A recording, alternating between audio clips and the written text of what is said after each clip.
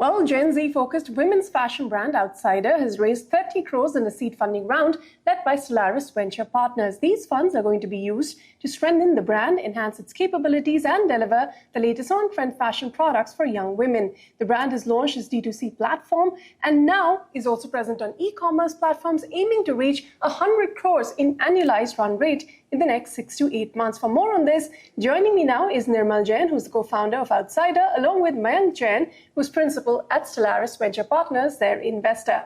Mayank and Nirmal, both of you, thank you very much for your time here on CNBC-TV18. Nirmal, before we get to that funding, very briefly, give us a sense of how large the brand has grown to be in the last 1 year since you launched. Thank you. And we launched in February, and it's been like less than 3 months since we went live, and we're almost at a annualized run rate of almost 20 odd crores as we speak. So we have seen some strong traction in a very short span of time, both across primarily in our D2C channel, our website, as well as on the marketplaces that we've recently went live. All right. And Mayank, is that what got you excited? What got you to sign the check? When the company made their pitch, what were you most impressed with? Several things. Predominantly, there were 3 pillars of our investment thesis. Overall, we find the overarching market of affordable fast fashion to be very, very attractive. It's a very, very large market, very, very unorganized, very impulse-led and design-led, leading to high gross margins. In addition to that, company has a very unique test and quick react model, which allows them to bring trendy fashion fastest from, a trend to shelf. And third, we felt that the team of Nirmal, Mani, and Justin had a very, very strong, what we call as founder market fit. They come from the fashion domain, carry a proven track record of achievement, and are very, very complementary in their skill set. So these constituted the 3 pillars of our investment. I see. Well, Nirmal, now that you've got that 30 crores, give us a sense of how you're going to deploy this money in the medium to short term. What will be the growth priorities? We're focusing on 3 areas largely. One is on the brand building side. Secondly, the core of our business is anchored around this entire test and react model. So a lot of investment will be actually in building out this entire capability set on building an agile supply chain that can quickly react, on right demand sensing capabilities, and as well as getting the right team in place to ensure that we can execute this at scale.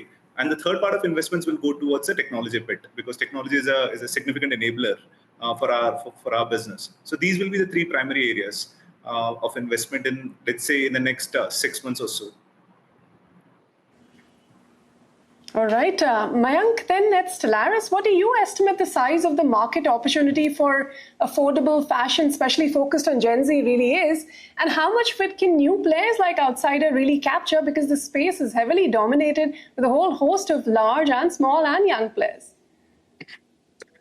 So needless to say, the company at least is addressing the young females fashion market, typically females in senior school, college, first or second jobbers.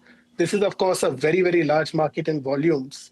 And affordable fast fashion, is roughly, by different estimates, 70 to 75% of the overall market, which can also be intuitively seen by the, several mom and pop unorganized fashion stores that we keep seeing. So it's a very, very large market.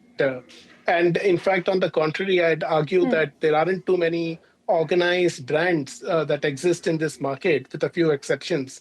So we see a very, very large opportunity to build a brand and take some of those market share from unorganized players.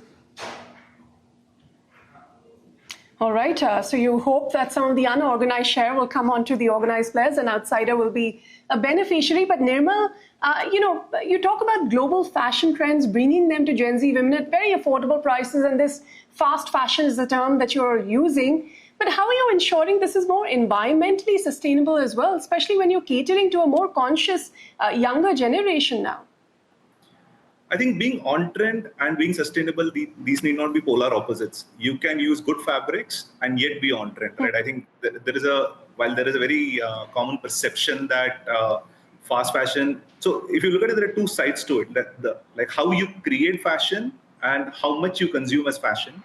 I think the company can take a conscious call whether you want to build a supply chain that's anchored around good fabrics and environmentally friendly fabrics, right? That doesn't mean that, and yet you can offer trendy products. So I think from a supply side of the entire business, we are focused primarily on ensuring that we provide products which are based on good fabrics with a healthy mix of, let's say, with naturally or natural fibers.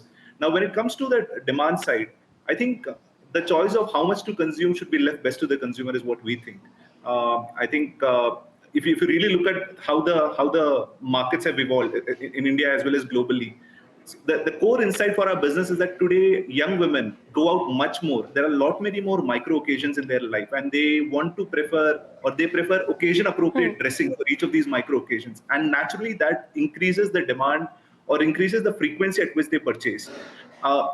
And I think we believe that we as a brand would like to provide what this consumer is seeking in the best possible way at the most affordable price point and in a manner which is environmentally friendly. At least that's how we think of the brand and how we want to service this consumer.